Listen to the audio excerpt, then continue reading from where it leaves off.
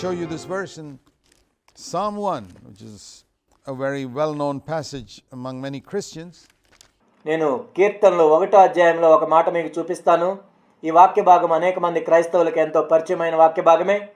In the first psalm, David writes, "How blessed is the man who meditates, whose delight," verse 2, "is in the law of the Lord."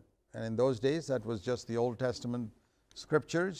దావీదు రాసిన కీర్తన, మొదటి కీర్తన మనం చూసినట్లయితే, యెహోవా ధర్మశాస్త్రమునందు ఆనందించుచు దివారాత్రము దాన్ని ధ్యానించువాడు ధన్యుడు. You know, the law of Moses, 5 books and a few other books that were before David's time. It was a very small portion of the Old Testament.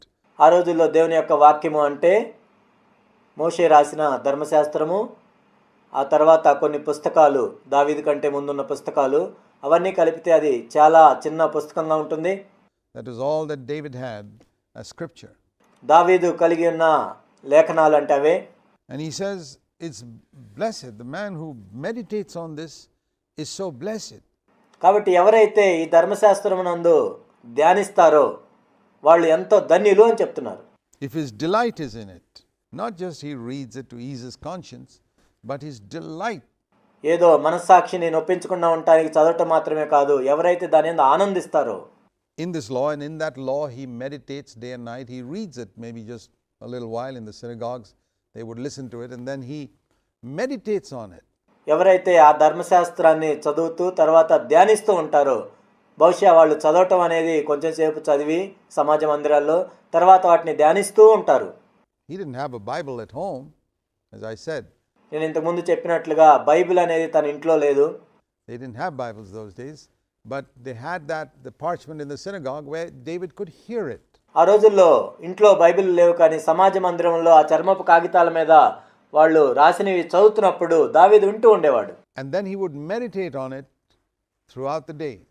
ఆ తర్వాత ఆ రోజంతా కూడా దాని గురించి ధ్యానిస్తూ ఉండేవాడు.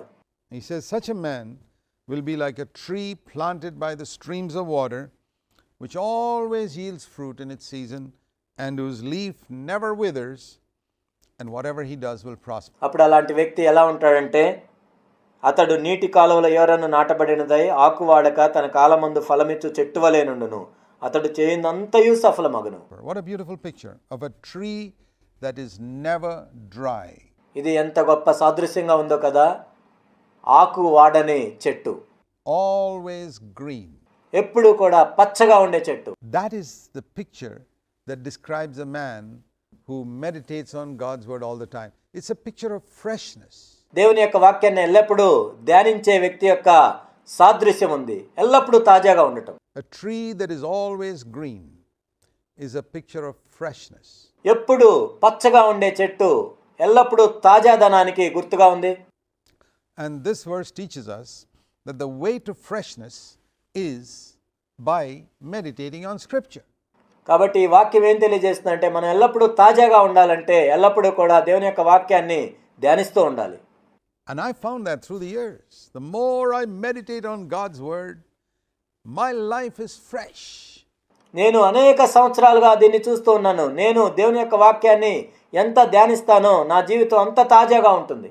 I never need be dry. నేను ఎండిపోవాల్సిన అవసరం లేదు. And God gives me a word not only for me to face temptation like Jesus faced it.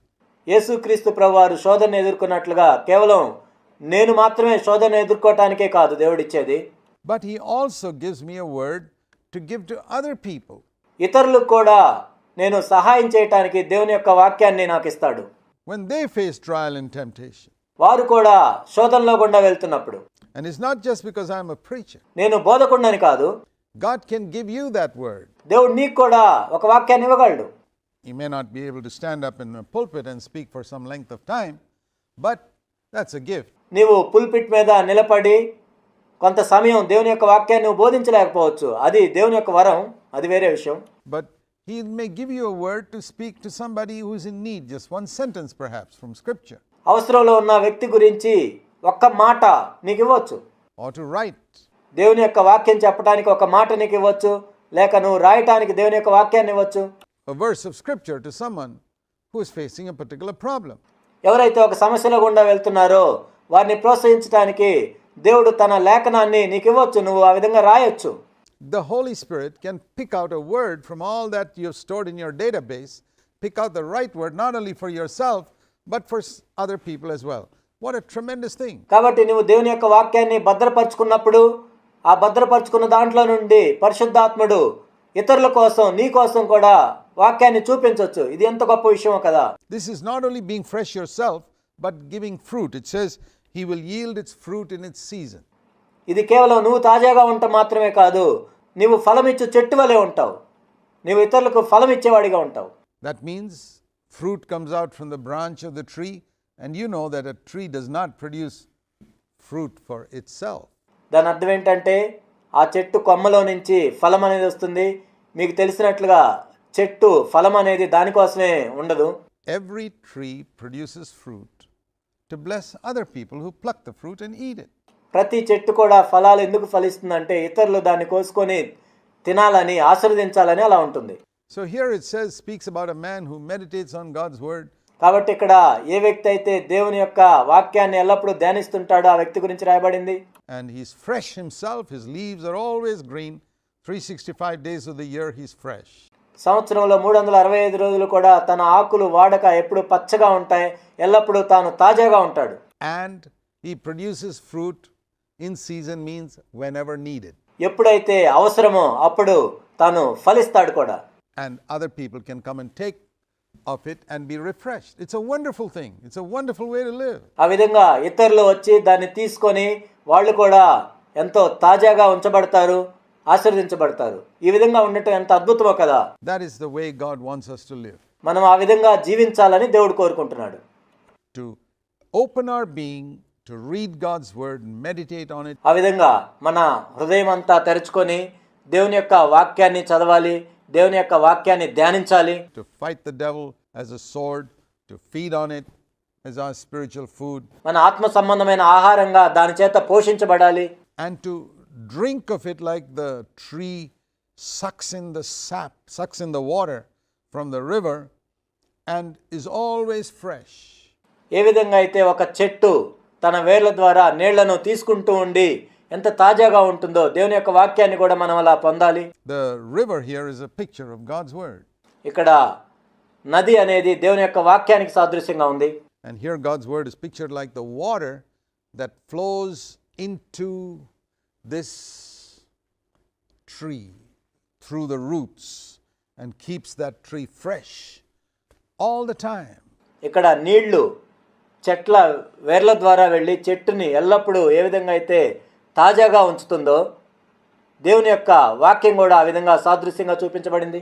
And produces fruit through the sap in its branches. ఆ విధంగా ఆ నీళ్లను తీసుకొని తన కొమ్మల ద్వారా ఏ విధంగా సారాన్ని తీసుకుంటుందో so that other people can be blessed. తద్వారా ఇతరులందరూ కూడా ఆశీర్వదించబడినట్లు. All of this comes through God's word coming into our system. ఇదంతా కూడా ఎలా జరుగుతుందంటే దేవుని యొక్క వాక్యం మనలోనికి రావటం ద్వారా జరుగుతుంది. There's something else. We read also in Jeremiah in chapter 23 that God's word is like a hammer and a fire. ఇర్మియా గ్రంథం 23 అధ్యాయంలో కూడా మనం చదువుతాం దేవుని యొక్క వాక్యం అగ్ని వంటిది, సుత్తి వంటిది. Jeremiah 23, he speaks about his word having this power. Jeremiah and chapter 23, he's speaking about various types of false prophets. ఇర్మియా గ్రంథం 23 అధ్యాయం మనం చూసినట్లయితే ఇక్కడ అనేక మంది అబద్ధ ప్రవక్తల గురించి చెప్పబడింది. And he says here, I have not sent these prophets, he says.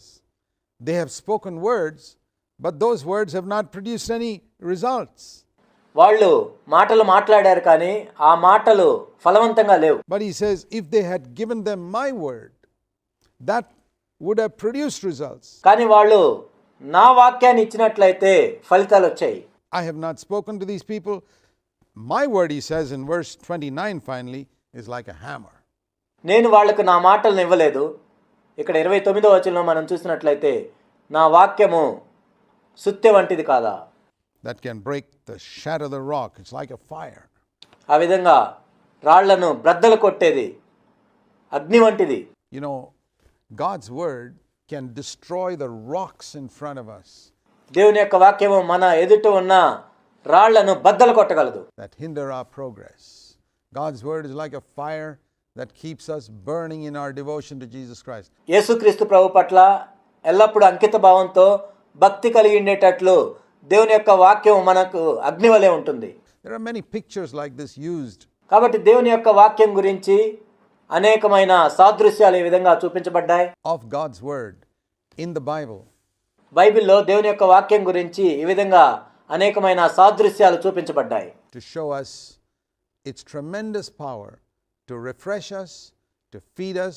ఎందుకు అంటే దేవుని యొక్క వాక్యము మనల్ని తాజాగా ఉంచుతుందని చూపించటానికి మరియు మనల్ని పోషిస్తుందని చూపించటానికి, to give us the ability to fight Satan, సైతాన్తో పోరాటం చేయడానికి కావాల్సిన సామర్థ్యాన్ని మనకిస్తుంది, to produce fruit through us to bless other people, మనము ఫలాలు ఫలించి ఇతరులకు ఆశీర్వాదంగా ఉండేటట్లు చేస్తుంది, and also to keep us on fire in our devotion to Christ. క్రీస్తు యెడల మనం ఎల్లప్పుడూ భక్తి కలిగి ఉండేటట్లు, ఎల్లప్పుడూ మనం అగ్నితో మండేటట్లు ఉండేటట్లు చేస్తుంది, And also to be used as a hammer to break every rock that stands in our way in a mountain. మన మార్గములో మన ఎదుట ఉంచబడిన పర్వతాలను కూడా బద్దలు కొట్టే సామర్థ్యం కలిగి ఉంటుంది, So that we can go through to fulfill God's purpose for our life. ఆ విధంగా మన జీవితంలో దేవుడు ఎటువంటి సంకల్పం కలిగి ఉన్నాడో ఆ సంకల్పం నెరవేర్చబడటానికి. God's will is that you fulfill His plan. దేవుని యొక్క చిత్తం ఏంటి అంటే దేవుడు మన ఎడల ఎటువంటి ప్రణాళిక కలిగి ఉన్నాడో దాన్ని నెరవేర్చటమే. For your life.